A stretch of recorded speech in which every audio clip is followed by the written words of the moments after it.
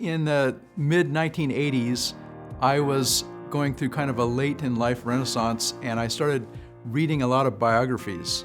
The reading of these biographies inspired me to do something with my life. I felt like, what am I doing that's going to last? Do I have any lasting legacy going on here?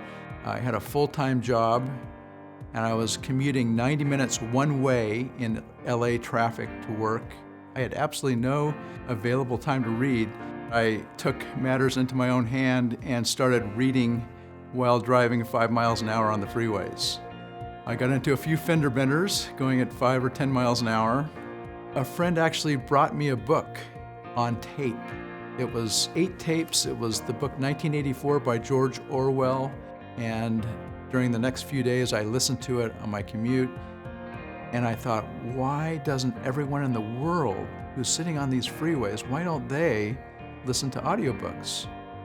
Because I have a wife who's always wanted to follow my dreams. 3 years later, when I went to her and said, Michelle, what do you think of doing our own business, becoming an audiobook publisher? She heartily said, yes, let's do it.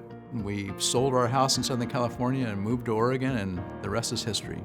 So one thing comes into mind when I think about those early days, and that is stress.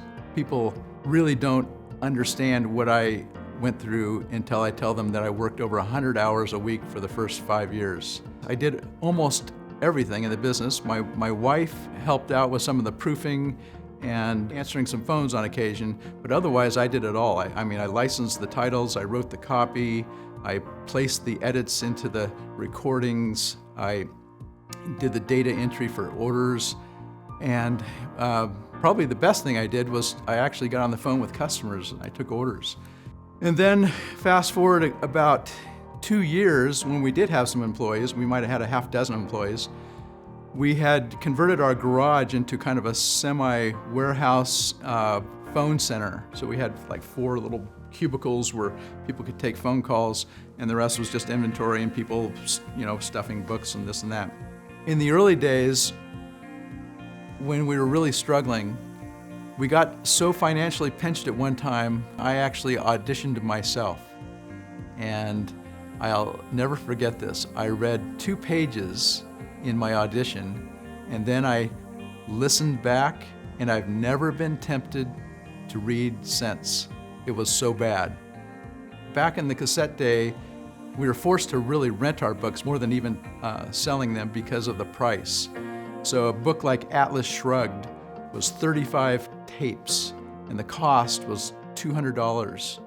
But I'd say most of all, as a publisher, my frustration with tapes was the price. We really couldn't sell them at a reasonable price. You could buy the hardback for much less than you could buy the audio version. So needless to say, when the download came around, we were quite elated, and now we're able to sell books at a very reasonable price.